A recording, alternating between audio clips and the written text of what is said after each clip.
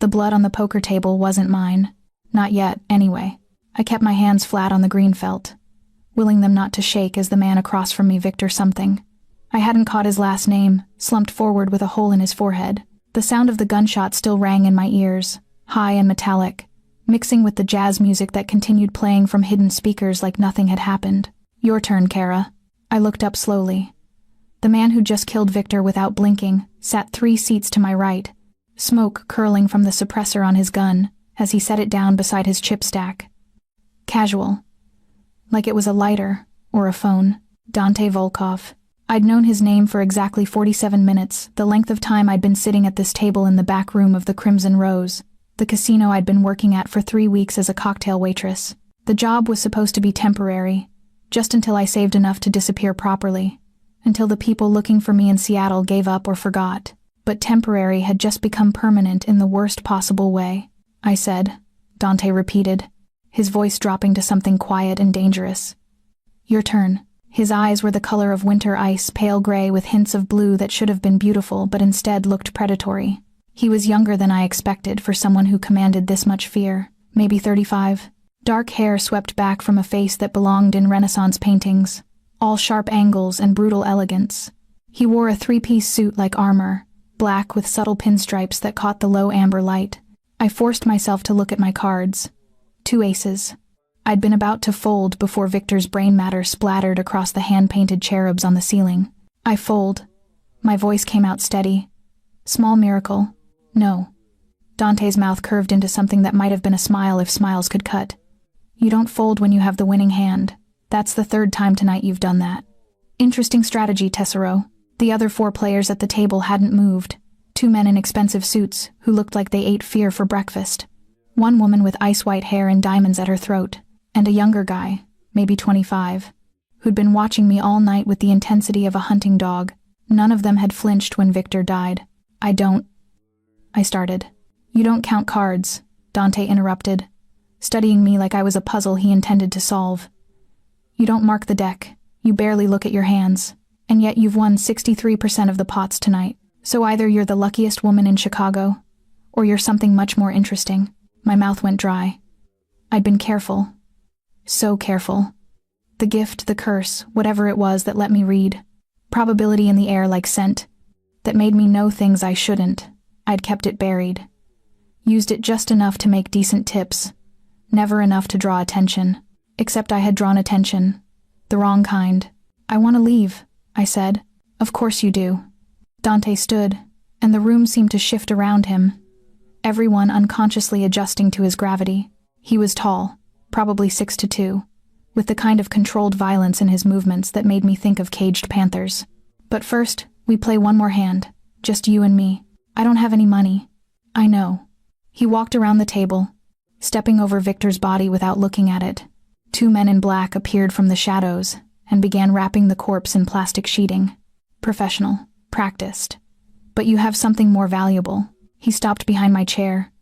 I could feel the heat of him. Smell cologne mixed with gunpowder and something darker leather. Maybe, or just danger itself. Your freedom, he murmured, close enough that his breath stirred my hair. Beat me at poker, and you walk out of here. Lose, and you work for me. Doing what? Whatever I need. He moved to the dealer's seat, dismissing the elderly man who'd been there all night with a small gesture. Simple terms, 1 hand, no cheating, no tricks, just you, me, and the cards. I should have run. Should have bolted for the door, screamed. Done anything but sit there while he shuffled the deck with long, elegant fingers that had pulled a trigger 60 seconds ago. But the other people in the room were watching with the stillness of predators, and I knew with absolute certainty that I wouldn't make it 3 steps. Why? I asked instead. Dante dealt 2 cards to each of us, his movements precise. Because you're lying about who you are, Nadia Kozlov, and I want to know why. My blood turned to ice water. That wasn't my name anymore. Hadn't been my name since I'd fled Seattle with nothing but a backpack and 3 fake IDs. I was Sarah Mitchell now. Nobody from nowhere. Except apparently not. I don't know what. Your father, Dante said conversationally, dealing the flop, was Alexei Kozlov, head of the Kozlov Bratva in Seattle, killed 6 months ago in a warehouse fire that the police ruled accidental, but we both know wasn't. His pale eyes flicked up to mine. And you disappeared the same night. The room tilted. I gripped the edge of the table, fighting the rush of memory flames, screaming, the smell of burning flesh, and the sound of my father begging someone to spare me before the gunshots rang out. So here's what I think, Dante continued, his voice soft and deadly. I think you saw who killed him. I think you've been running ever since, and I think the people hunting you are getting close, which means you're desperate enough to take risks. Like winning too much at my poker table.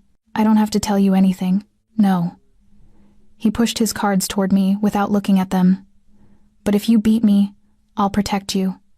And if you lose, I'll protect you anyway. The only difference is whether you have a choice in the matter. I stared at him. That's not a choice. Tesoro. The endearment sounded like a threat. In my world, the illusion of choice is all anyone gets. My hands moved before my brain caught up, flipping my cards. King and Queen of Hearts. The flop showed 3 hearts, 10, 8, 4. I had a flush draw and straight possibilities. Good odds. Not great. I looked at Dante's cards where he'd left them face down on the felt. You haven't looked at them, I said slowly. Don't need to. His smile was all teeth. I know I've won. The turn card came down. 7 of hearts. Flush. My pulse hammered in my throat. River card. 2 of hearts. Read them, Dante said, nodding to his cards. I reached out, my fingers trembling now, and flipped them over. Ace and 3 of hearts. Straight flush.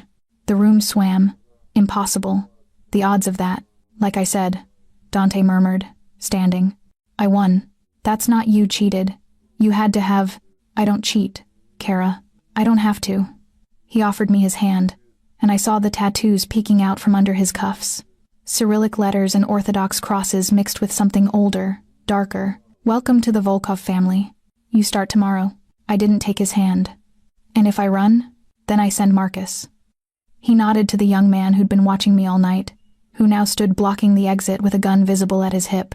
He's excellent at retrieval. Not gentle, but excellent. The woman with white hair laughed, sharp and bright. She's got fire, Dante. I like her. You're all insane, I whispered. Dante's expression shifted into something almost like approval. Probably, but insanity keeps you alive in this business. He turned toward the door, throwing back over his shoulder. Oh, and Nadia? Next time you want to hide your gift, don't use it at all. Moderation is more obvious than abstinence. He disappeared through the velvet curtains, leaving me with a corpse being dragged away, a room full of criminals, and the terrible knowledge that I'd just gambled my life on a hand I never had a chance of winning. The cards never lie. But apparently, neither did Dante Volkov. The apartment Dante's people took me to was nicer than anywhere I'd lived in my life. Penthouse. 73rd floor. Floor-to-ceiling windows overlooking Chicago's glittering skyline like a jewelry box tipped on its side. Marble floors that echoed with each step. Furniture that probably cost more than my father's entire house in Seattle. A prison cell made of luxury. Marcus, the young enforcer who'd driven me here in a black Mercedes that smelled like new leather and old violence, stood by the door with his arms crossed. He hadn't said a word during the 20-minute drive. Just watched me in the rearview mirror like I might explode. You're to stay here tonight, he said now, his accent Russian but softened by American edges. Don't try the doors or windows. They're monitored. Don't use the phone. Don't contact anyone. And tomorrow, Dante will explain what he needs from you. Marcus's jaw worked like he wanted to say more, but he just shook his head. Get some sleep. You look like hell. He left, and I heard the lock click with terrible finality. I waited exactly 5 minutes before I started searching. The apartment was pristine, untouched, like a show home. 3 bedrooms, each with its own bathroom. A kitchen with gleaming appliances that had never been used. Living room with abstract art on the walls that probably had names I'd never heard of. And everywhere.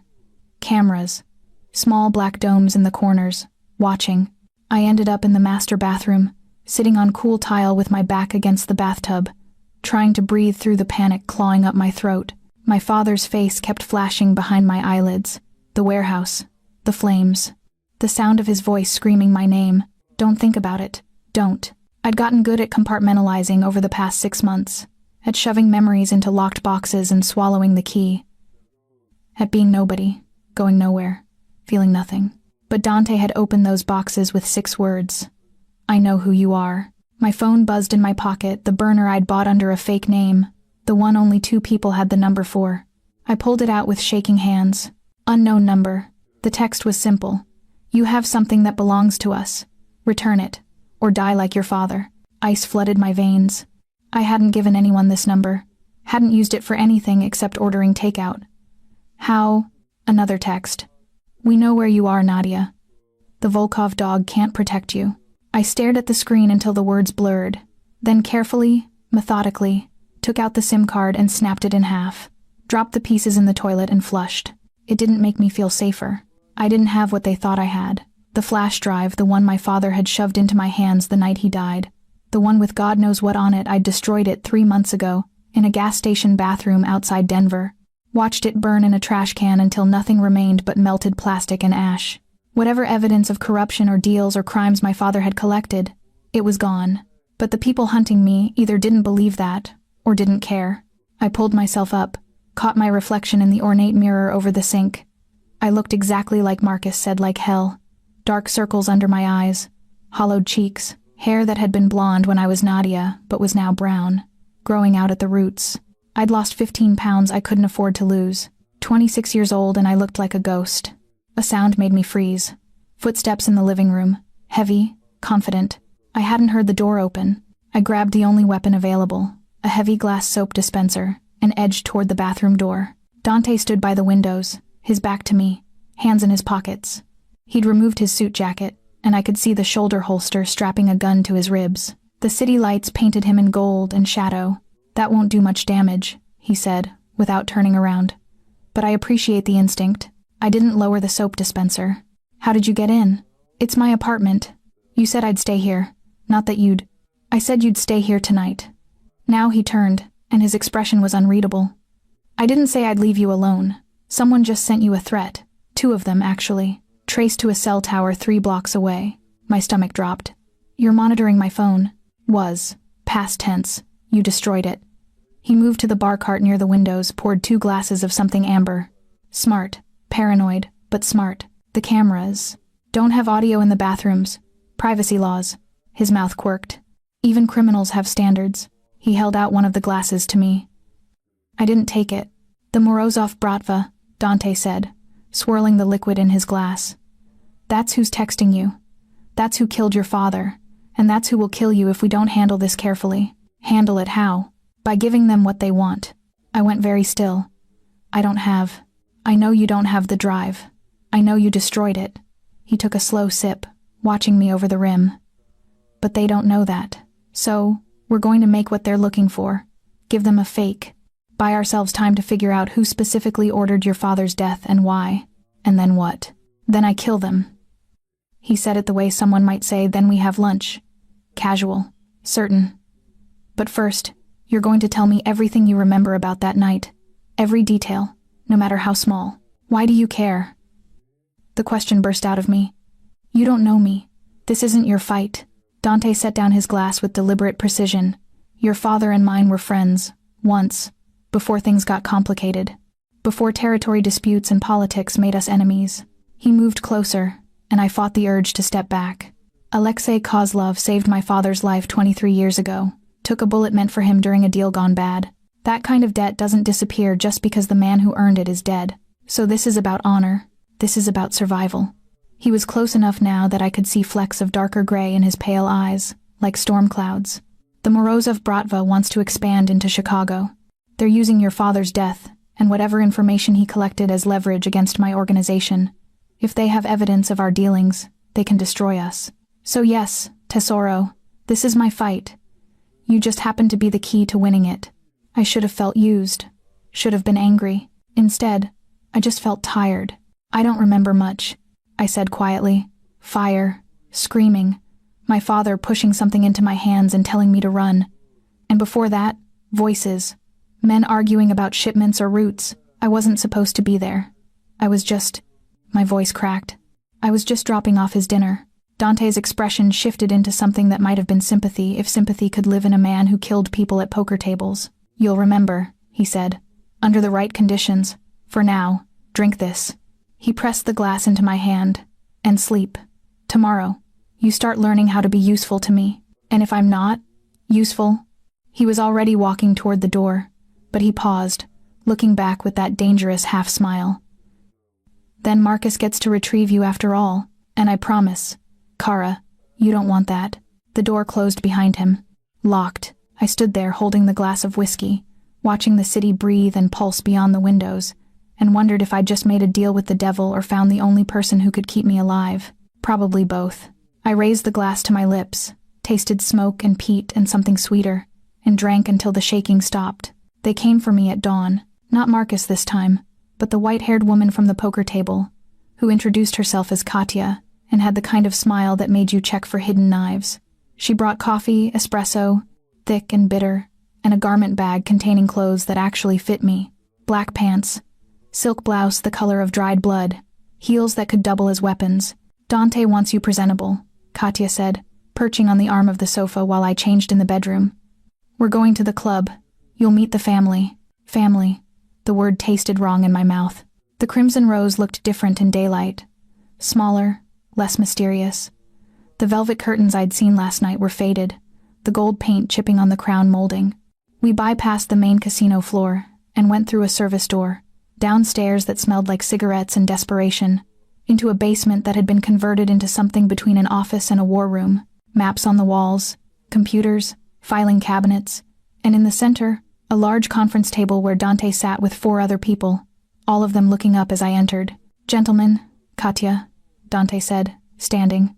This is Nadia Kozlov.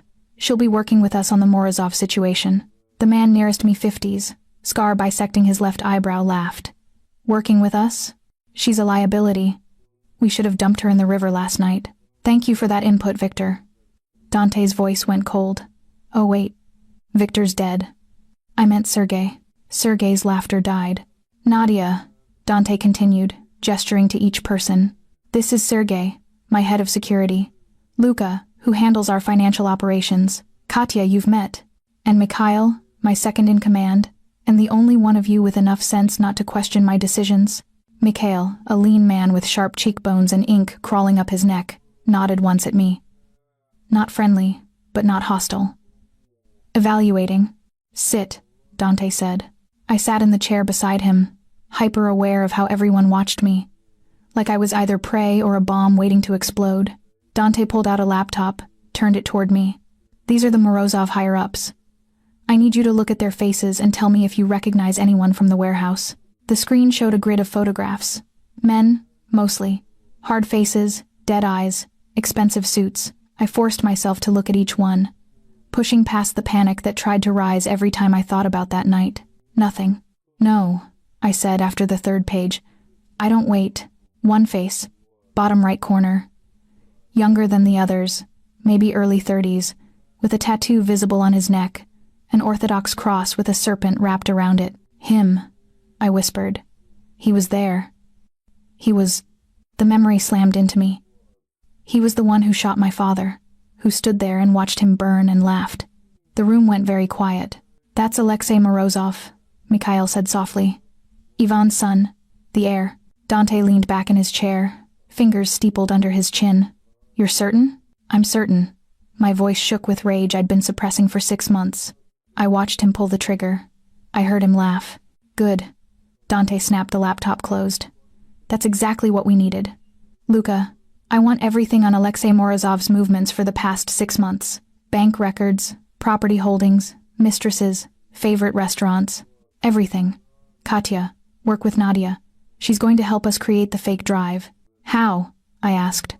I don't remember what was on the original. You remember enough. Dante stood, paced to the wall map, marked with territories in different colors.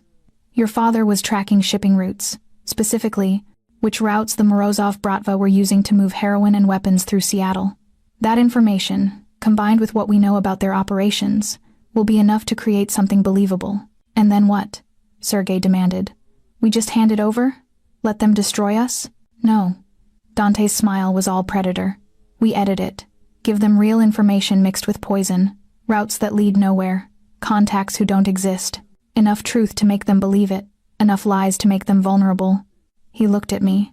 And Nadia here is going to be our insurance policy. Meaning, Katya purred. You're going to deliver it personally. Get close to Alexei Morozov. Make him trust you. My blood turned cold. You want me to infiltrate, Dante said. Seduce, if necessary. Get inside his operation, feed us information, and when the time comes, help us destroy him from within. I stood so fast my chair fell backward. Absolutely not. I'm not, I can't. You can. Dante moved around the table until he was directly in front of me, close enough that I had to tilt my head back to meet his eyes. Because the alternative is the Morozovs find you on their own, and what they do to you will make your father's death look merciful. You said you'd protect me. I am protecting you. This is how. His voice dropped to something almost gentle. I know what I'm asking. Tesoro. I know what happened to you, but you have two choices.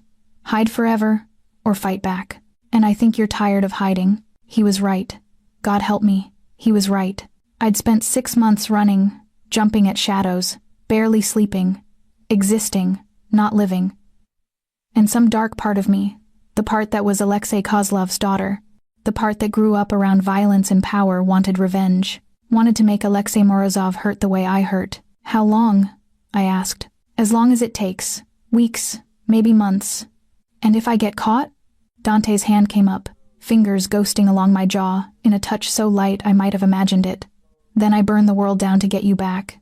The promise in his voice made something in my chest twist. I didn't know if I believed him.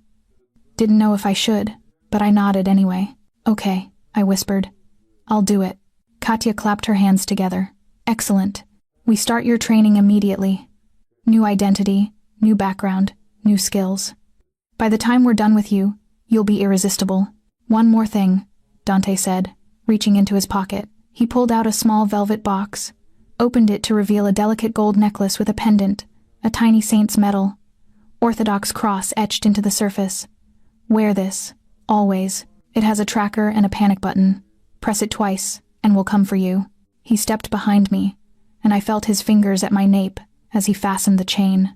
His touch was warm, careful, at odds with everything I'd seen him do. There, he murmured, close to my ear. Now you're mine. The words should have terrified me.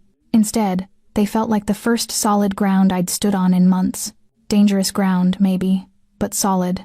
The meeting dissolved into planning Katya, pulling me aside to discuss cover stories, Luka showing me files on Alexei Morozov's known associates, Mikhail explaining the territory boundaries between the families. Through it all, I felt Dante's eyes on me, watching, calculating, and when our gazes met across the room, something passed between us that I didn't have words for. Recognition, maybe, or just the acknowledgement that we'd both crossed lines we couldn't uncross. The devil's bargain was struck. Now I just had to survive it. Training began that afternoon. Katya took me to a shooting range hidden beneath a dry cleaning business in Pilsen. The space smelled like gunpowder and cleaning solvent, walls lined with targets riddled with holes. Ever fired a gun? She asked, loading a Glock 19 with practiced efficiency. Once. My father taught me when I was 16. Good. She handed me the weapon, adjusted my grip. But knowing how to shoot, and being willing to shoot, are different things. Dante needs to know you won't freeze when it matters. I raised the gun, sighted down the range at the paper target shaped like a man's torso, squeezed the trigger. The recoil jolted through my arms, but the shot went wide. Again, Katya said. I fired. And again, until my ears rang despite the protection, and my hands ached from gripping the gun. By the end, I could put 3 bullets in the center mass. Better, Katya allowed. But you're thinking too much. This isn't about precision, it's about survival. When Alexei Morozov or one of his men corners you, you won't have time to aim. You point and shoot until they stop moving. The casual violence in her voice made me shiver. We moved to hand-to-hand combat next. A gym in the back, mats on the floor, mirrors reflecting my pathetic attempts to block her strikes. Katya was smaller than me, but moved like water fluid, impossible to pin down. She swept my legs out from under me for the 5th time. I hit the mat hard enough to knock the air from my lungs. You telegraph your movements, she said, offering me a hand up. Your shoulders tense before you punch. Your eyes track where you're going to kick. Against someone trained, you'll be dead before you land a hit. Then teach me not to. Something shifted in her expression. Approval, maybe. That's the right attitude. Most women Dante brings in cry or complain. You just work. Most women Dante brings in? I managed to get out between gasps for air. Figure of speech. But her eyes said otherwise. Come on. Again. We drilled for 2 hours until sweat soaked through my clothes and every muscle screamed. But by the end, I could block 3 of her attacks and even landed a weak punch to her ribs.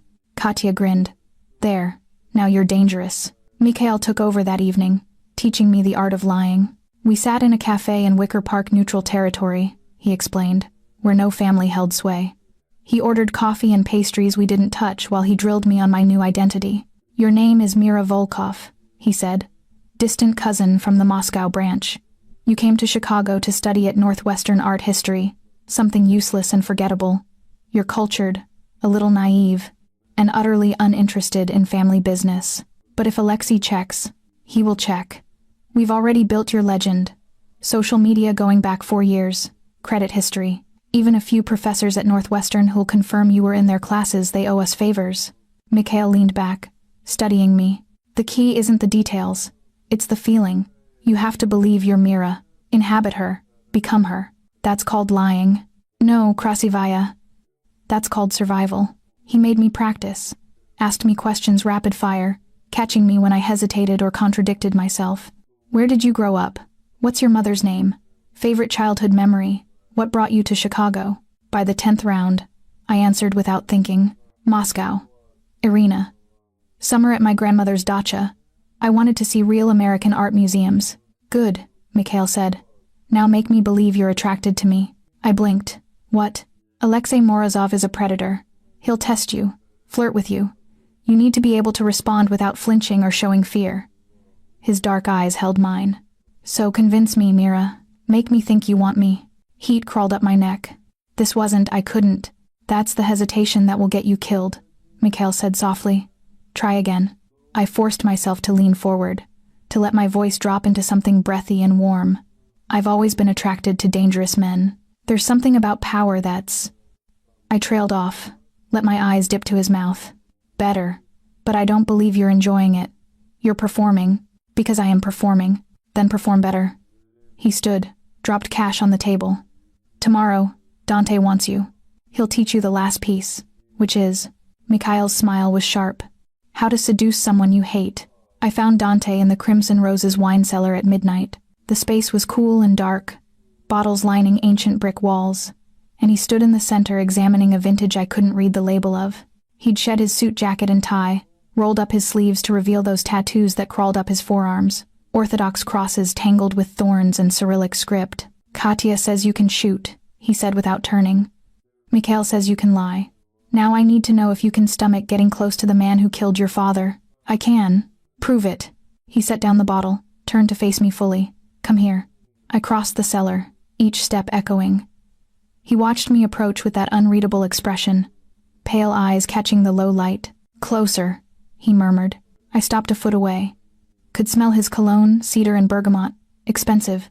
Could see the faint scar bisecting his left eyebrow, the sharp line of his jaw. Alexei will want to touch you, Dante said quietly. He'll invade your space, test your boundaries. You need to let him without showing fear or disgust. So, he reached out, fingers ghosting along my collarbone. Show me you can. My breath caught. His touch was light, almost clinical, but my body reacted anyway, skin prickling, heart rate spiking. Don't tense, Dante said. Breathe. Let me move closer without pulling away. He stepped in, closing the distance until I could feel his body heat. His hand slid up to cup my jaw, thumb brushing across my lower lip. This is what he'll do, Dante whispered. He'll touch you like he owns you, like you're a possession he's considering purchasing.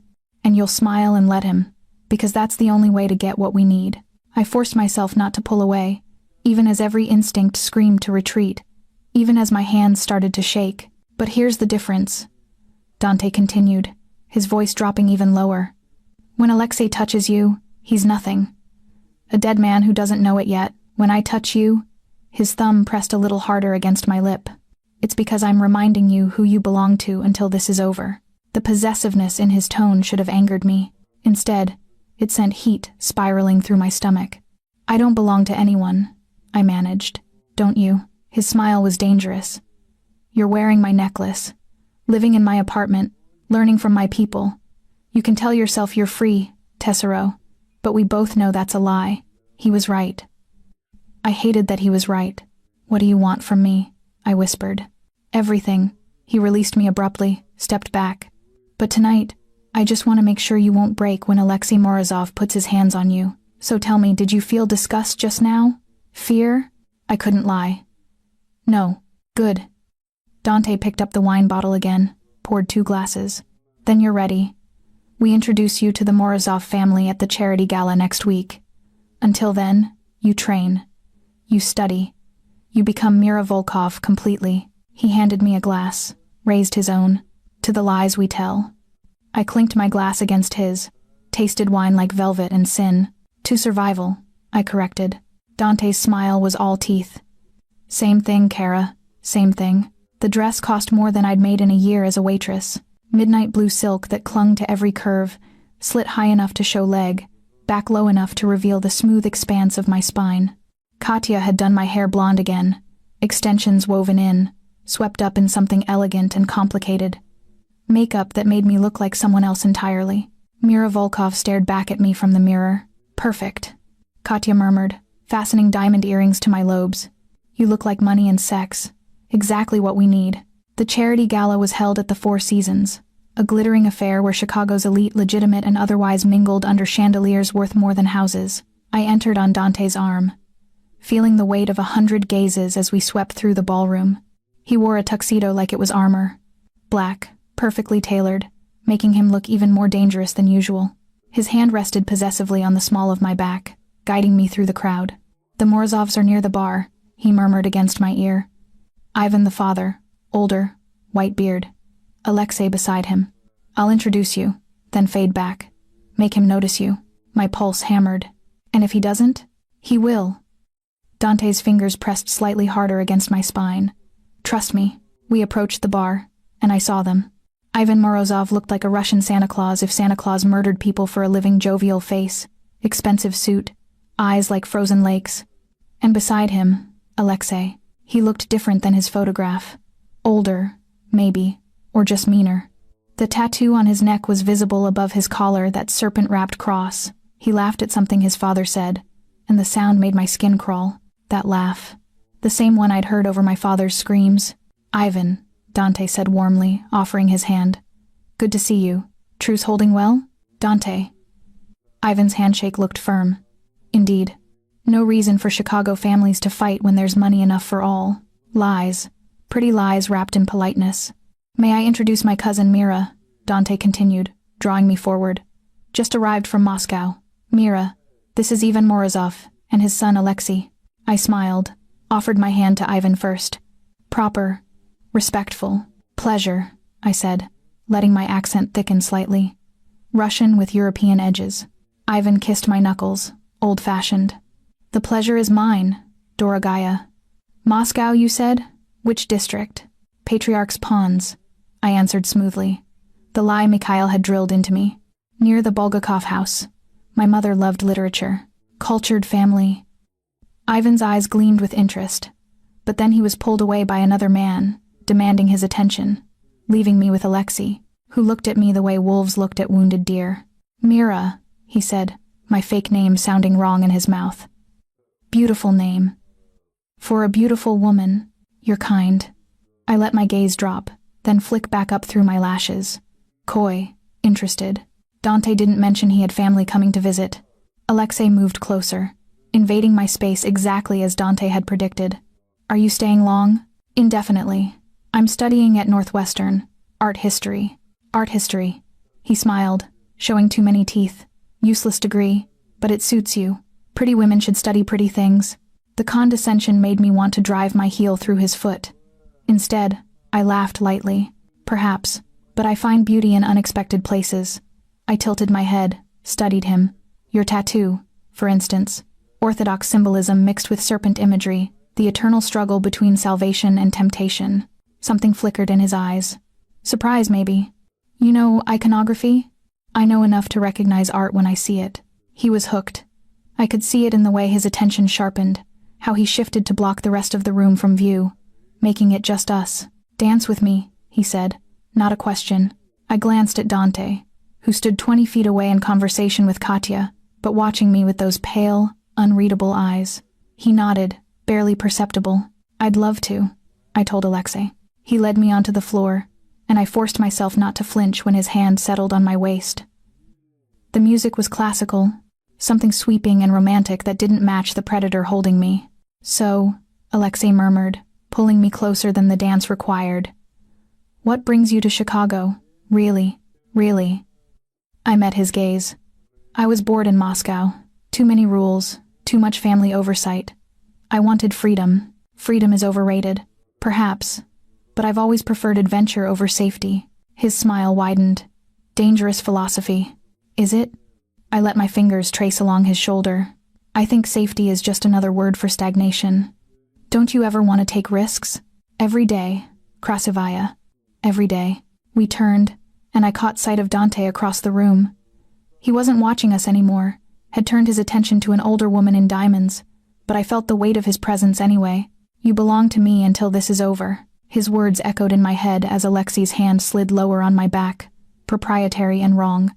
You're tense, Alexei observed. Just nervous. I've never been to something this. I gestured vaguely at the opulence around us. Decadent? Exactly. You'll get used to it. This world, he spun me slightly. It has its own rhythm, its own rules. The trick is learning when to break them. And do you? Break the rules? His eyes went dark with something I recognized. Pride. Cruelty. All the time. The song ended. He held me a moment longer than necessary, then released me with visible reluctance. I'd like to see you again, he said. Tomorrow. There's a gallery opening in River North. Terribly boring, but with you there, it might be tolerable. I pretended to hesitate, glanced toward where Dante had been. I should ask my cousin. Your cousin doesn't own you. Alexei's tone sharpened. Say yes, Mira, or admit you're afraid of me. Challenge, test. I smiled slowly. I'm not afraid of anything. Then tomorrow, 8 o'clock, I'll send a car. He walked away before I could respond, disappearing into the crowd with the confidence of a man who knew he'd won. I stood there in the middle of the dance floor, heart pounding, until Dante appeared at my elbow. Well done, he murmured, guiding me toward the exit. He's hooked. He's a monster. Yes. Dante's hand tightened on my arm. But now he's a monster who wants you, which means we're one step closer to destroying him. We left through a side door, into the cold Chicago night. The car was waiting, Marcus behind the wheel. Dante opened the door for me, and I slid inside. Suddenly exhausted, he joined me in the back, and we sat in silence as Marcus pulled into traffic. Tomorrow, I said quietly, when I see him again. What's the next step? Get him to trust you. Make him think you're infatuated. And when the time is right, I'll give you the fake drive to plant in his belongings. And, if something goes wrong? Dante looked at me then, and in the passing streetlights, his face was half shadow, half cold determination. Then you press the panic button, and I come for you. No matter what, no matter where. Why? The question escaped before I could stop it. Why do you care if I live or die? He didn't answer immediately, just studied me with those winter storm eyes. Finally, because you remind me of someone I failed to protect a long time ago. And I don't fail twice. Tesoro. The weight of that confession settled between us. Who? I whispered. But Dante turned away, looking out the window at the city blurring past. Someone who deserved better than what she got. Just like you. The gallery was everything Alexei promised, boring and pretentious, filled with abstract art that looked like paint thrown at canvas by angry toddlers. But Alexei himself was charming, attentive, witty in a dark way. He kept his hand on the small of my back as we moved through the exhibit, leaning close to murmur commentary that made me laugh despite myself. This one, he said, gesturing to a canvas that was just red streaks on white, is called Passion's Descent. The artist claims it represents humanity's struggle with base desires. I think he spilled wine and needed an excuse. I bit back a genuine smile. You're terrible. Honest. There's a difference.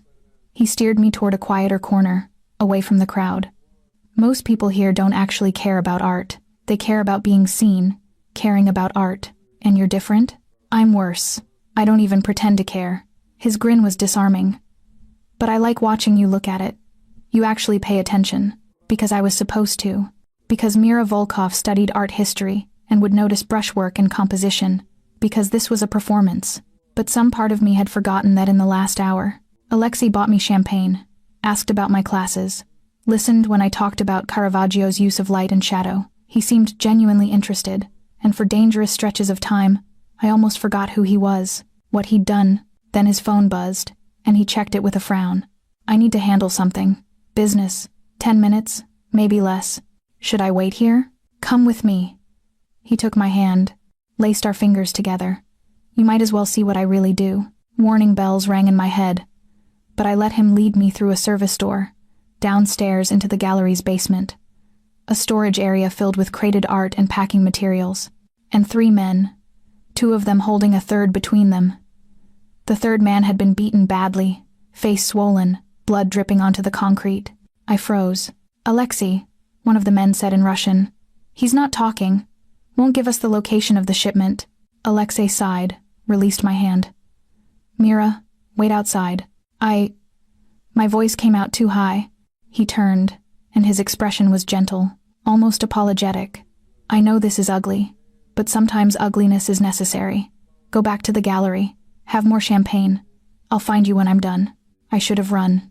Should have pressed the panic button hidden in my necklace. Instead, I heard myself say, "Let me help." Alexei's eyebrows rose. Help? You need information. He's not giving it to you because he's more afraid of someone else. So change the equation. I forced myself to approach, even as my stomach churned. Make him more afraid of disappointing me than of whoever he's protecting. The men exchanged glances. The beaten man looked at me with swollen eyes, confused. Interesting theory, Alexei murmured. But you're an art student, Krasovaya. What do you know about interrogation? I know psychology. People respond to unexpected stimuli. I crouched in front of the beaten man, made my voice soft. Kind. What's your name? He hesitated. Dmitri. Dmitri. Okay, look at me. I waited until his eyes focused. Whatever they're paying you isn't worth this. And whoever you're protecting, they're not coming to save you. So you can tell Alexei what he wants to know. Or you can die here in a gallery basement surrounded by bad art. Your choice. Simple. Direct. No threats. Just truth. Dmitri started crying. And then, quietly, he talked. Told Alexei everything. The shipment, location, the contact names, the protection money that had been skimmed. All of it spilled out while I knelt there, holding his shaking hand. When he finished, Alexei nodded to his men. Let him go. He earned it. They cut Dmitri loose, and he stumbled toward the exit, still sobbing. Alexei looked at me with something new in his eyes. Respect, maybe even fascination. That, he said slowly, was remarkable. Where did you learn to do that? My father. The truth slipped out before I could stop it.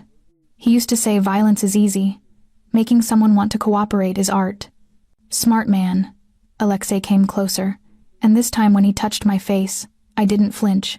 You're full of surprises, Mira Volkov. Is that bad? It's perfect.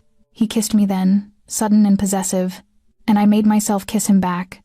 Made myself lean into it, even as my skin crawled and my mind screamed. This was the job, the mission, but it felt like betrayal. When he pulled back, I was shaking. Cold? Alexei asked. A little. Come, let's get you somewhere warm. He draped his jacket over my shoulders, led me back upstairs to the gallery. Tomorrow, I want to show you something. A property I'm considering purchasing. Get your opinion. My opinion on real estate? Your opinion on everything. His smile was genuine. You're fascinating, Mira. I haven't been this interested in someone in a very long time. Guilt twisted in my chest. I texted Dante when I got home. He's trusting me, moving faster than expected. The response came immediately. Good. When he shows you the property tomorrow, plant the tracker I'm sending over. We need to know all his locations. I stared at the screen, then typed. What if I can't do this? What if I'm not strong enough? 3 dots appeared, disappeared, appeared again. Finally, you are. I wouldn't have chosen you if you weren't. But if you need to walk away, say the word. I'll find another way. I almost said it. Almost typed the words that would let me stop pretending, stop lying, stop becoming something I hated. But then I remembered Alexei's laugh over my father's screams. I'm fine. Send the tracker. Marcus delivered it an hour later. Tiny device, smaller than a penny, magnetic backing, He showed me how to activate it, how to place it somewhere metal and hidden. "Don't get caught," was all he said before leaving. I lay in bed that night staring at the ceiling, unable to sleep. The kiss replayed in my head on loop. The way Alexei had looked at me. The lies I'd told. My phone buzzed. Unknown number. My blood iced, thinking it was the Morozovs with another threat. But the text said, "It's Dante. Using a burner. How are you really?"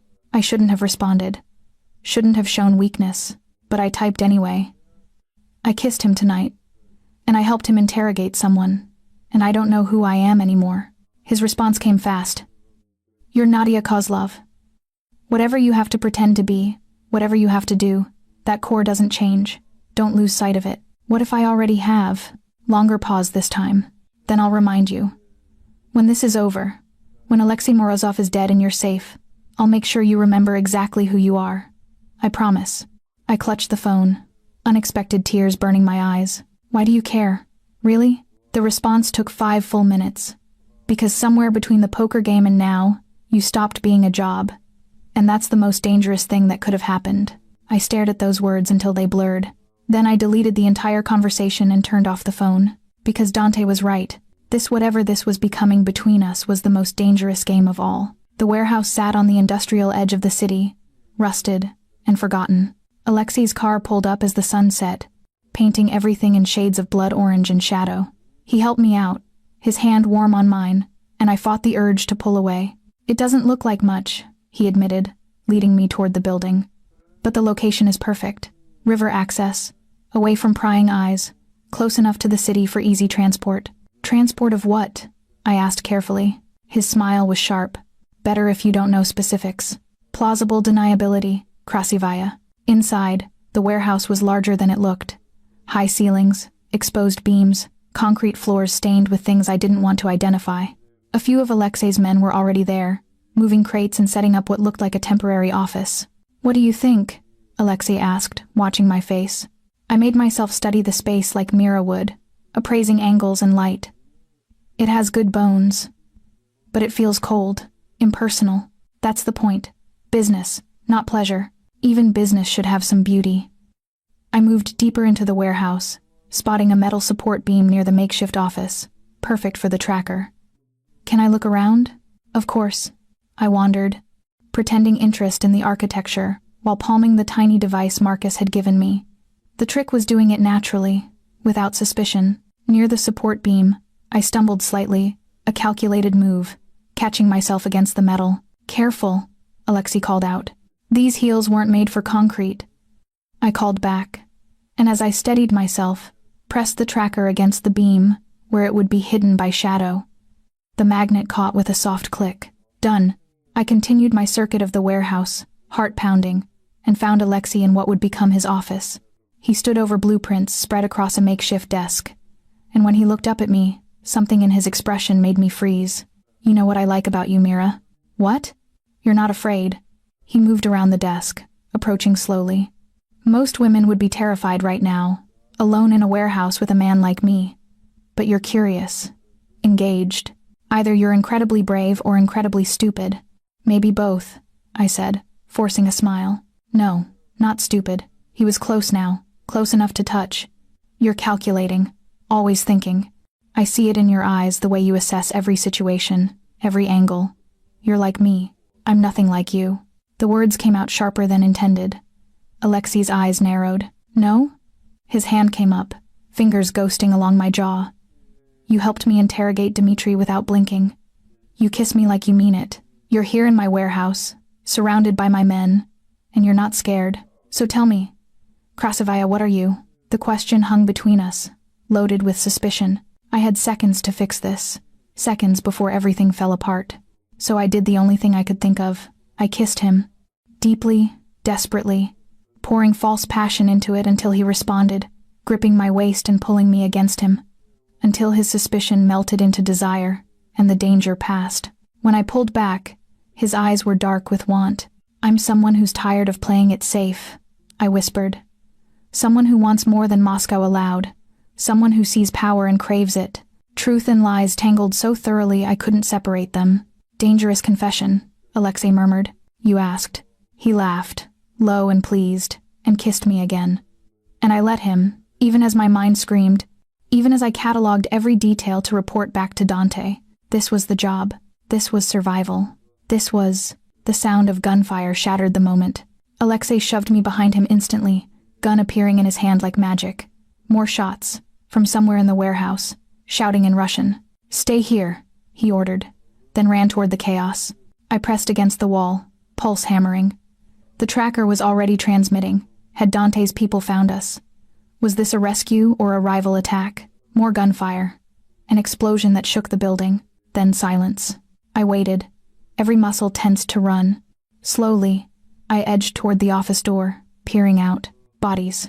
3 of Alexei's men, down and not moving, and standing over them, gun still raised, was Marcus. Our eyes met across the warehouse. "Run," he mouthed. But before I could move, Alexei appeared, bloodied but alive, and saw Marcus. Saw me, and understood. "You," he breathed, rage and betrayal twisting his features. "You're with Volkov. Alexei, don't." He raised his gun. Not at Marcus, but at me. "How long? How long have you been lying to me?" "Since the beginning," I whispered, because what was the point of lying now? His face crumpled. Just for a second, I saw genuine hurt before the rage swallowed it. "I trusted you," he snarled. "I showed you I let you. You killed my father," I spat back, my own fury breaking free. "Alexei Kozlov. You shot him in that warehouse in Seattle, and laughed while he burned. Did you think I'd forget? Did you think I'd forgive?" Recognition dawned in his eyes. Horror. "Nadia," he whispered. "Yes." The gun trembled in his hand. "You're dead. You were supposed to be dead." Surprise. Marcus moved then, taking advantage of Alexei's shock to cross the distance. But Alexei was faster, pivoting, firing twice. Marcus went down. "No!" I lunged forward, but Alexei caught me, arm banding around my waist, gun pressing against my temple. "Enough!" His shout echoed through the warehouse. "Call them off, Nadia. Call off whoever Volkov sent, or I kill you right now." More of his men poured in from somewhere, and I realized with sinking dread that Marcus had come alone. A rescue attempt, not a full assault. The radio at Alexei's hip crackled. Dante's voice. "Let her go, Alexei. This doesn't have to end badly, doesn't it?" Alexei dragged me toward the exit. "She betrayed me, used me. Volkov sent his little spy, and I fell for it like an idiot." "You killed her father," Dante said, voice cold as winter. "What did you expect?" "I expected professional courtesy. I expected the truce to hold. We were outside now, moving toward Alexei's car. Instead, you send a dead man's daughter to seduce me? That's low even for you, Dante." I pressed the panic button on my necklace. Once, twice. Alexei felt it, reached up and tore the chain from my throat, threw it on the ground and crushed it under his heel. "No more calling for help. Krasavaya." He shoved me into the car. "You're mine now, and when I'm done with you, I'll mount your head on Volkov's doorstep." The car peeled out, and I caught a last glimpse of the warehouse. Marcus's still form on the concrete, Dante somewhere in the shadows. Too late. I'd failed. Alexei drove in silence, jaw clenched, gun resting on his lap within easy reach. Blood seeped from a wound on his shoulder, staining his shirt. Finally, was any of it real? The kiss? The conversations? I could have lied. Should have, but I was so tired of lies. "No," he laughed, bitter and broken. "Of course not. Because who could actually want me, right? The monster, the killer." He glanced at me, and his eyes were empty. "Your father wasn't innocent, you know. He stole from us. Threatened to expose us to the FBI. He deserved what he got. He was my father. And I'm the man who killed him. So what does that make this?" He gestured between us. Revenge? Justice? Stupidity? All three. We drove for hours, until the city disappeared behind us, and darkness swallowed everything whole. Alexei took me to a cabin in Wisconsin, isolated, surrounded by forest, no neighbors for miles. He shoved me inside, locked the door, and for the first time since I'd met him, I saw him completely unravel. "Fuck!" He hurled his gun across the room, where it clattered against the wall. "Fuck! Fuck! Fuck!" I pressed myself against the far wall, watching as he paced like a caged animal, raking hands through his hair, leaving bloody streaks. 6 months, he muttered. 6 months I've been looking for you. And you walk right into my arms wearing a different name and a pretty smile, and I don't even see it. Alexei, don't say my name, don't, he whirled on me. Did Volkov tell you to kiss me like that? To look at me like I was something other than a monster? Yes, he flinched. And the interrogation?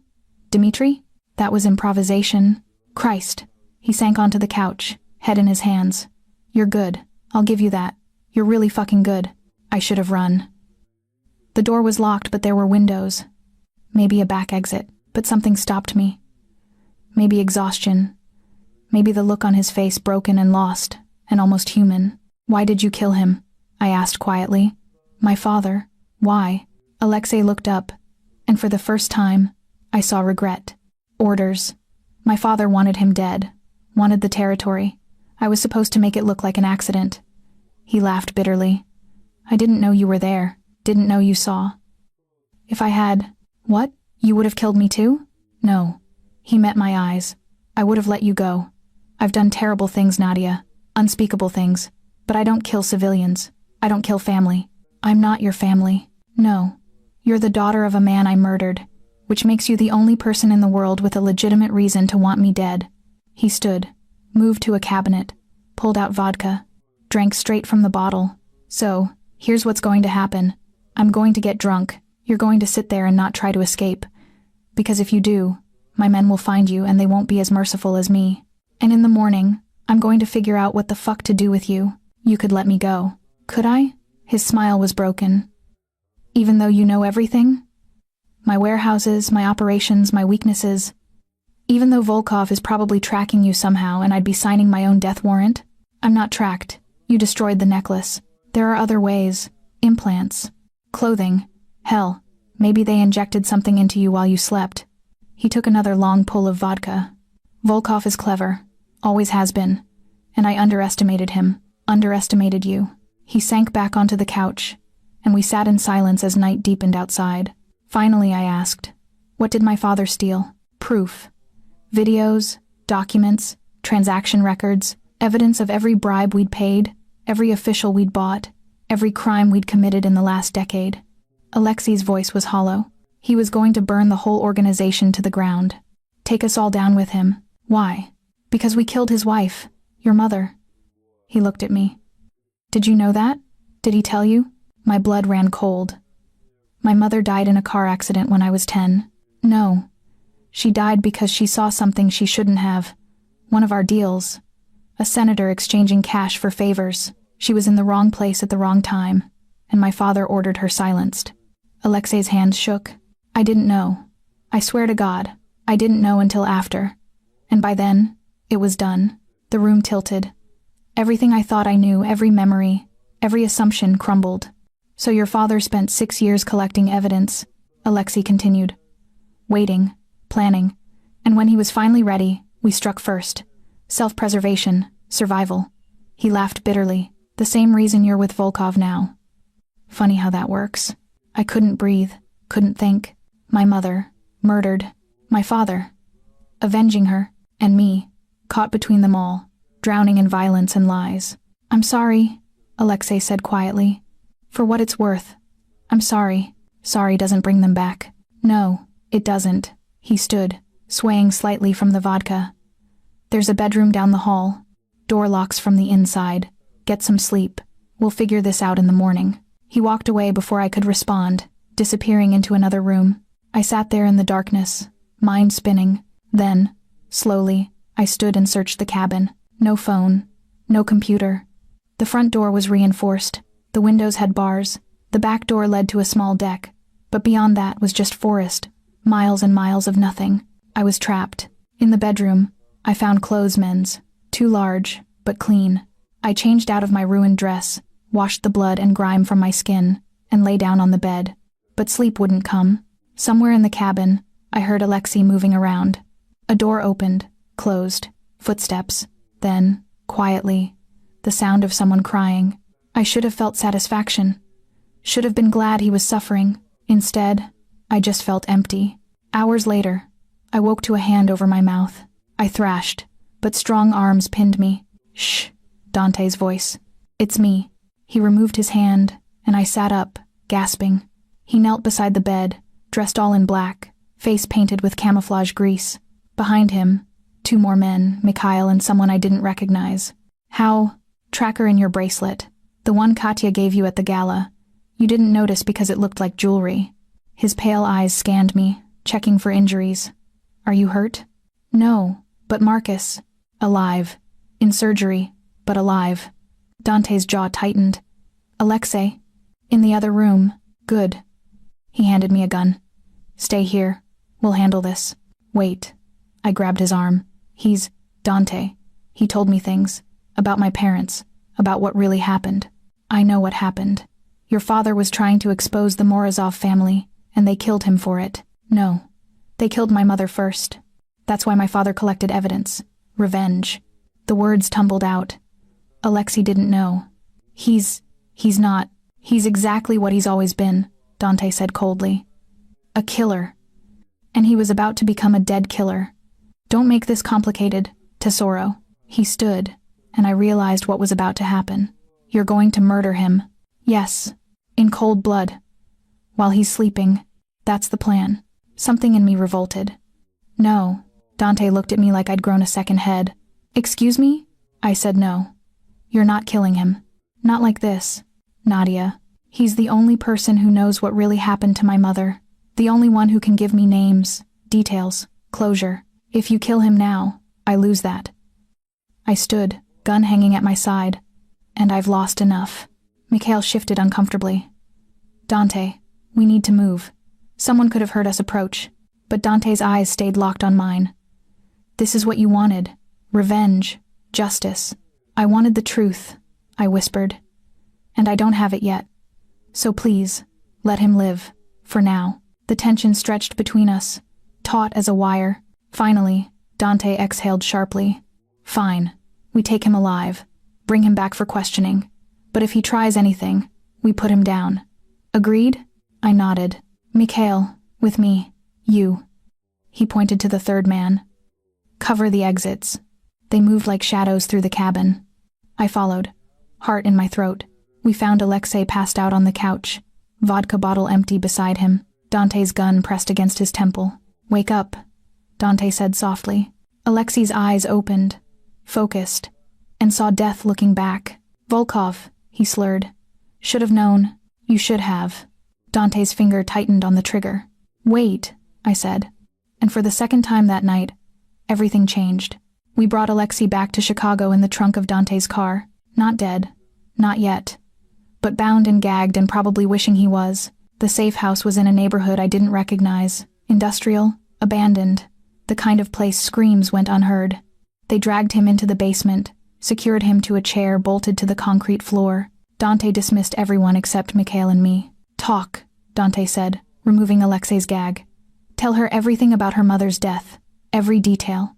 And maybe I let you die quickly instead of slowly. Alexei spat blood. Generous. I'm not feeling generous. Start talking. So Alexei talked. He told me about the deal Senator Whitaker exchanging votes for money. 50,000 cash in a briefcase. About how my mother had been meeting a friend at a restaurant nearby and saw the exchange through the window. About how his father, Ivan, ordered her death that same night. They made it look like a car accident, Alexei said, voice hollow. Brake lines cut. She went off the road into a ravine. Died on impact, they said. He looked at me. I didn't know until 6 months later, when I overheard my father bragging about it. About how cleanly it was handled. My hands curled into fists. And you did nothing? I was 19, stupid, terrified of my father. His eyes were dead, but I knew it was wrong. Knew we'd crossed a line we couldn't uncross. So you just kept working for him? Kept killing? What else was I supposed to do? Walk away? They would have killed me. Killed anyone I cared about. In the Bratva, there's no retirement. No escape. You're in until you're dead. He laughed bitterly. Which, I suppose, is right about now. Dante moved closer, gun resting against Alexei's temple. Where's Senator Whitaker now? Dead. Heart attack 3 years ago. Probably not natural, knowing my father. Alexei's eyes found mine. I can give you everyone else, though. Every name, every crime, every dirty secret. Burn the whole organization down like your father wanted. All I ask is that you make my death quick. No deals, Dante said coldly. Wait. I stepped between them. If he gives us everything, and I mean everything, we could destroy the Morozov Bratva completely. Isn't that better than just killing one man? Dante's jaw tightened. Nadia, my father spent 6 years collecting evidence. 6 years of his life, and he died before he could use it. Let Alexei finish what he started. Let him burn his own family to the ground. It's poetic justice. Mikhail shifted.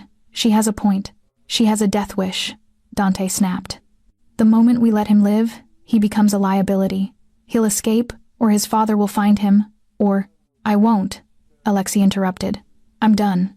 I'm so fucking done with all of it. He looked at Dante. You think I want to go back? You think I want to keep being Ivan's attack dog? I've been looking for a way out for years. You're giving me one. I'll testify. I'll give you everything. Just... His voice cracked. Just let me do something right for once. The basement went silent. Dante studied Alexei for a long moment, then looked at me. This is your call. He killed your father. If you want him dead, say the word. I approached Alexei slowly, looked into his eyes, those eyes that had laughed over my father's screams, that had kissed me, that now held something almost like hope. If you lie, I said quietly, if you betray us, I will kill you myself, slowly. Do you understand? I understand. And you'll give us everything? No holding back? Everything. I turned to Dante. Let him live. Use him. And when it's over, when the Morozov Bratva is destroyed, then we decide his fate. Dante's expression was unreadable. You're too soft for this world, Tesoro. Maybe. Or maybe I'm the only one who remembers what justice actually means. Over the next 2 weeks, Alexei talked. He gave us names, dates, locations, bank account numbers, shell corporations, safe houses, trafficking routes, corruption chains that went all the way to the governor's office. Dante's people verified everything, built cases, collected evidence, and I watched, helping where I could, feeling the weight of what we were building, a house of cards that would collapse and crush the entire Morozov organization. Alexei was kept in the safe house, guarded constantly, but Dante allowed me to visit him. Why? Alexei asked during one visit. Why spare me? I sat across from him, studying his face. The bruises had faded, but he looked older, tired. Because you're right. You're not your father. You made terrible choices, but you can still choose differently. Redemption? He laughed bitterly. I'm past that, maybe, but you can still balance the scales. I leaned forward. My father died trying to expose the truth. My mother died for seeing it. If you help destroy the people responsible, then their deaths meant something. And what about me? What do I get? You get to live with what you've done. That's its own punishment. His eyes searched mine. You should hate me. I do hate you. But I also understand you. And I think understanding is more dangerous than hate. Something shifted between us. Then not forgiveness, but acknowledgement. We were both victims of the same violence, the same legacy, different sides, but trapped in the same war. The night before the raids, Dante found me on the roof of the safe house. I'd been coming up here to think, to breathe, to escape the weight of everything. He sat beside me without asking, and we watched the city breathe. Tomorrow, he said finally, we move on the Morozov properties. FBI, ATF, Chicago PD, all coordinated. By sunset, Ivan and his entire operation will be finished. And Alexei? Witness protection. New identity. New life. Assuming he survives the trials. Dante's profile was sharp against the night sky. You saved him. You know, if you'd let me kill him in that cabin, none of this would be possible. I didn't save him. I just postponed his death. Still counts. He turned to look at me. What will you do? After? The question caught me off guard. I don't know. I haven't thought past tomorrow. You should. This war is ending, but you'll still be here. Still be alive. That's worth something. Is it? The words came out bitter. I've spent 6 months running, 2 weeks pretending to love a man I hated. I don't even know who I am anymore. You're Nadia Kozlov, Dante said firmly. Daughter of Alexei and Elena. Survivor. Fighter. Someone strong enough to choose mercy when vengeance would have been easier. That's who you are. Tears burned my eyes. I don't feel strong. Strength isn't about how you feel. It's about what you do despite how you feel. His hand found mine, fingers lacing together. And you've done nothing but prove your strength since the moment we met, Dante. I know what I said. About you being a job. About keeping distance. He squeezed my hand. I lied. Somewhere between the poker game and now, you became something more, and I don't know what to do about that. My heart hammered. What are you saying? I'm saying when this is over, when you're safe and free, I want to see where this goes. Us. If there's an us. He looked at me then, and his pale eyes were vulnerable for the first time since I'd known him. If you want that. I should have said no. Should have walked away from this man who was as dangerous as the one I'd infiltrated, but I'd learned something in these weeks. Safety was an illusion. Love was a risk. And I was so tired of being afraid. Yes, I whispered. I want that. He kissed me then, soft and careful, like I was something precious, like I was something worth protecting, and for the first time in 6 months, I felt like I could breathe. Tomorrow, we'd destroy the Morozov Bratva. Tomorrow, I'd finally get justice for my parents. But tonight, on this roof under Chicago stars, I was just Nadia, just a woman finding her way back to herself. The raids happened at dawn, simultaneous strikes across 17 locations. I watched from Dante's operations center as feeds came in, agents in tactical gear, swarming warehouses, offices, mansions, arrests by the dozen, evidence seized by the truckload. Ivan Morozov was taken at his estate, dragged out in handcuffs while news helicopters circled overhead. It was over in 4 hours. A decade-long criminal empire, dismantled in a single morning. Dante stood beside me, watching the screens with satisfaction. Your father would be proud. My father's dead. Yes. But his work lives on. That matters. Maybe. I didn't know anymore. Alexei was transported that afternoon, federal marshals surrounding him. Before they took him away, he looked at me through the safe house window. Thank you, he mouthed. I didn't respond. Just watched as they loaded him into an unmarked van and drove away. I'd saved his life, used him, destroyed his family. What did that make me? Katya appeared at my elbow. You okay? I don't know. Honest answer. She squeezed my shoulder. For what it's worth, I think you did the right thing. Mercy is harder than murder. Requires more strength. Dante said something similar. Dante's smarter than he looks. She grinned. Though don't tell him I said that. The media called it the biggest organized crime bust in Chicago history. Senators resigned. Judges were indicted. The governor's approval rating tanked as his connections to the Morozov family surfaced. My name never appeared. Dante made sure of that. Officially, I didn't exist. Mira Volkov disappeared like smoke. And Nadia Kozlov. Nadia got to decide who she wanted to be. 3 months later, I stood in a cemetery outside Seattle, rain falling soft and steady. 2 headstones, side by side. Alexei Kozlov, beloved father. Elena Kozlov, beloved mother, wife. I'd added the second part, made sure her stone reflected the truth of who she'd been before they'd taken her from me. I finished it, I told them quietly. What you started, Dad, I finished it. The Morozovs are done. Mom's death is avenged. Rain mixed with tears on my face. I don't know if that makes it better, if anything makes it better. But it's done. The wind whispered through the trees. No answers, just silence. I placed flowers on both graves, lilies for my mother, who'd loved them, roses for my father, who'd bought them for her every anniversary. I'm going to try to live now. I said, really live.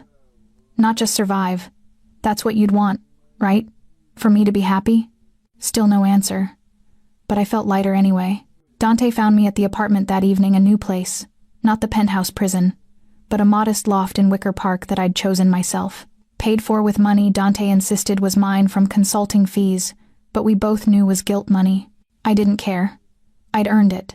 How was Seattle? He asked, shaking rain from his coat. Sad. Necessary. I poured coffee, handed him a mug. How's the business? Restructuring. Now that the Morozovs are gone, there's territory to redistribute, deals to remake. He sipped coffee, watched me over the rim. I could use someone with your particular skills. Reading people, strategy. Are you offering me a job? I'm offering you a partnership, if you want it. He set down the mug. No pressure. You've earned the right to walk away, do something normal. But the offer stands. I considered it, The mafia life, the danger, the moral compromises, everything I should run from. What would I do? Exactly? Legitimate consulting, helping me transition the family business toward legal operations. Gaming, real estate, security, still dangerous, still complex, but cleaner. His pale eyes held mine. I'm trying to be better than my father was. Better than the reputation. I could use help. From the woman who infiltrated your enemy and nearly got killed? From the woman who showed mercy when killing would have been easier? Who sees people clearly? Who makes me want to be the man she thinks I could be? He moved closer. From Nadia Kozlov, who's the strongest person I've ever met. My breath caught. Dante, I love you, he said simply. I've probably loved you since you won that first poker hand without looking at your cards, and I know it's complicated and messy and we've only known each other a few months, but I kissed him. Stopped the words because I couldn't stand to hear more without responding. When I pulled back, his expression was almost shy. I love you too, I whispered. Even though you're infuriating and dangerous, and you killed a man at a poker table, that's fair, and I'll take the partnership. On one condition. Name it. We do this right. No more lies between us. No more secrets. If we're building something together, it has to be built on truth. Dante nodded slowly. Truth. I can do truth. He paused. Then here's a truth. I've never felt this way about anyone. Never wanted to protect someone and be protected by them at the same time. You terrify me, Nadia Kozlov. Good. You should be terrified. I'm very dangerous. I grinned. I can win at poker without looking at my cards. Remember? How do you do that, anyway? Trade secret. Not if we're being honest with each other. I hesitated, then said, I read probability. Not mathematically, I can't explain the math, but I can feel it, like patterns in the air, the odds of things. It's why I survived 6 months on the run, why I knew when to hide, when to risk exposure. It's just something I've always had. Dante stared at me. You're saying you have some kind of gift, curse, mutation. I don't know what to call it. I shrugged. My father called it the luck. Said his mother had it too, could predict weather and card games and when someone was lying. I thought it was superstition, until I started winning at poker without trying. That's incredible. That's terrifying. If the wrong people knew, I'll protect you, Dante said fiercely. And your secret. Always. I believed him. God help me. I believed him. 6 months after that, the Volkov family business was transforming. Dante had closed half the illegal operations, transitioned the rest toward legitimacy. It was slow, dangerous work. You couldn't just walk away from decades of crime without consequences. But we were managing. I ran the consulting arm, helping negotiate deals, reading people, strategizing. Katya handled security. Mikhail oversaw the real estate portfolio. Luka kept the finances clean. We were becoming something new. Something almost respectable. Almost. I got the letter on a Tuesday. Federal Prosecutor's Office. Official seal. Miss Kozlov, this is to inform you that Alexei Morozov has completed his testimony against the remaining members of the Morozov crime family. Thanks to your cooperation and his, an additional 17 individuals have been indicted. Your father's evidence, combined with Mr. Morozov's testimony, has resulted in the largest organized crime conviction in federal history. You are hereby released from any further obligation. Your identity will remain sealed. Thank you for your service. Also, Mr. Morozov asked that we pass along a message. Tell her I'm sorry, and thank you. I read it 3 times, then handed it to Dante. It's done, I said softly. Really done. How do you feel? Free, terrified, relieved. I laughed. Sudden and bright. I don't know. Everything. Dante pulled me close, and I buried my face in his shoulder. What now? He murmured. Now? I looked up at him, this dangerous man who'd become my anchor. Now we live. We build. We try to be better than the people who came before us. That's ambitious. I'm an ambitious woman. He kissed my forehead, my cheeks, my mouth. Yes, you are. Epilogue, 1 year later. The casino opened on a cold November night. Not the Crimson Rose, Dante had sold that. This was something new. The Kozlov, named after my father, in honor of his memory. Legitimate. Legal. Beautiful. I stood at the entrance watching guests arrive. Dante's hand warm in mine. Your father would be proud, he said again. Maybe, I agreed. Or maybe he'd lecture me about getting involved with a mob boss. Reformed mob boss. Still counts. We laughed, and it felt good. Normal. Human. Inside, the poker tables gleamed. I designed the layout myself. Optimal sightlines, perfect lighting, everything calculated for the best player experience. And at the center table, a small plaque. In memory of Alexei and Elena Kozlov. Truth and love always. Ready? Dante asked. I looked at the casino, our future, built from ashes and lies and the painful work of choosing better. Ready, I said, and together, we walked inside.